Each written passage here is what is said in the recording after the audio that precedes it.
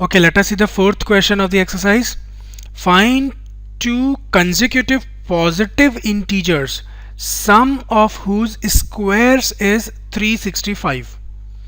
Question क्या है, देखिए आपको दो कंसेक्यूटिव पॉजिटिव इंटीजर्स चाहिए, दो ऐसे पॉजिटिव नंबर चाहिए जिनके स्क्वायर्स का सम 365 है। जिनके स्क्वायर्स का सम मतलब क्या, देखिए let one of the integer, ठीक है, positive integer actually is equal to X. एक अगर एक्स होगा तो दूसरे को क्या होना पड़ेगा, एक्स प्लस वन, क्योंकि कंसेक्यूटिव है, ठीक उसके बाद वाला नंबर होना चाहिए। अगर एक एक्स है तो दूसरा क्या होगा, एक्स प्लस वन। जैसे एक 13 है तो एक 14 हो सकता है, एक 15 है तो एक 16 हो सकता है, ऐसे। Therefore second consecutive positive integer, मेरे को ऊपर भी पॉजिटिव लिखना चाहिए था, positive integer is equal to X plus one. ठीक, अब ये दो पॉजिटिव इंटीजर्स आ गए, कंसेक्यूटिव पॉजिटिव इंटीजर्स, इनके स्क्वायर्स का सम करना है। तो एक्स का स्क्वायर क्या होगा, एक्स स्क्वायर, और एक्स प्लस वन का स्क्वायर होगा एक्स प्लस वन का होल स्क्वायर। ये स्क्वायर कर दिया आपने, अब इनका सम करना है आपको। मतलब मैं लिखता हूं, आपको क्या गिवन है कि squares x square and x plus one का होल स्क्वायर, इनका सम, इनके स्क्वायर्स का सम कितना गिवन है आपको, 365।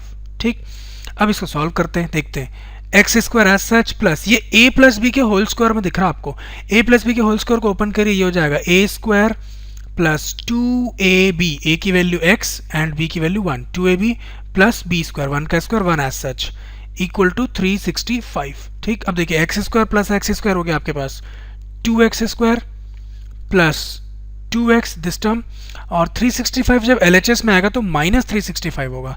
ठीक है, एंड 1 माइनस 365 से मिलेगा आपको माइनस 364, तो मैं डायरेक्ट लिख देता हूँ, ये हो जाएगा माइनस 364 इक्वल्स टू 0। ठीक है, अब इसकी ज़रूरत नहीं है, ये समझ गया अगर आप, तो इसको हटा देता हूँ मैं।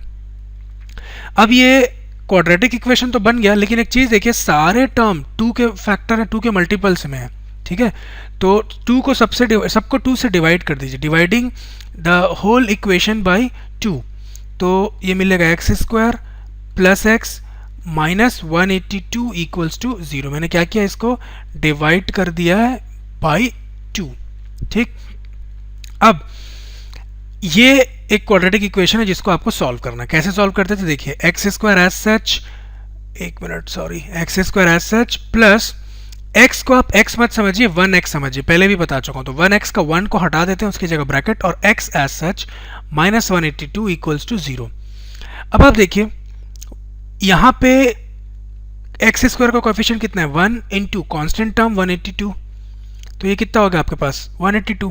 अब इसके दो फैक्टर निकालने हैं जिनका सम या फिर डिफरेंस होना चाहिए 1 और प्रोडक्ट होना चाहिए 182। तो इसका फैक्टर आपने पिछले क्वेश्चन में ही निकाला है, याद होगा आपको, 14 एंड 13। ठीक है, हमने पिछली बार 14 प्लस 13 किया था जो 27 आया था, इस बार 14 माइनस 13 अगर आप कर देंगे तो 1 मिल जाएगा आपको। तो यहाँ पे क्या करिए आप, 14 माइनस 13। ठीक, अभी हो गया एक्स स्क्वायर प्लस 14x, यहाँ से x आ गया, minus 13x minus 182 equals to 0। ठीक, अब फर्स्ट 2 टर्म्स में से आप x कॉमन ले लेंगे तो मिलेगा आपको x plus 14, minus last 2 terms में से आप 13 कॉमन ले लीजिए, माइनस 13, तो मिलेगा आपको x प्लस 14 इक्वल्स टू 0। अब ये x प्लस 14 कॉमन दिखेगा आपको, तो आप लिख लीजिए x प्लस 14 इंटू ये बचेगा x और ये बचेगा आपके पास माइनस 13 इक्वल्स टू 0। फिर क्या करना है आपको, ये दोनों फैक्टर जो मिले इस क्वाड्रेटिक इक्वेशन के, उनको 0 से इक्वेट करके x की वैल्यू निकालनी है। तो इधर x प्लस 14 इक्वल टू 0 और x माइनस 13 इक्वल्स टू 0, ये पार्ट अलग है। Now x plus 14 equal to 0 will give you x as minus 14 and x minus 13 equal to 0 will give you x as 13।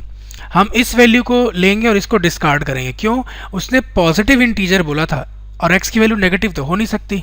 ठीक है, पॉजिटिव इंटीजर बोला था, इसलिए हम इस नेगेटिव वैल्यू को डिस्कार्ड कर रहे हैं। तो x की सिर्फ एक ही वैल्यू हम यहाँ पे लेंगे, वो है 13। नाउ अगर एक इंटीजर x आपका 13 है तो दूसरा क्या होगा, 13 प्लस 1 दैट इज 14। तो आप आंसर कैसे लिखेंगे फिर, वन इंटीजर आपका कैसा है 13, तो जो सेकंड कंसेक्यूटिव होगा, ठीक है, सेकंड इंटीजर वो क्या होगा, 13 प्लस 1 दैट इज 14। तो आपका फाइनल आंसर होगा therefore required consecutive positive integers बोलना चाहिए are 13 and 14. So this completes our solution. Let us see the next question of this exercise.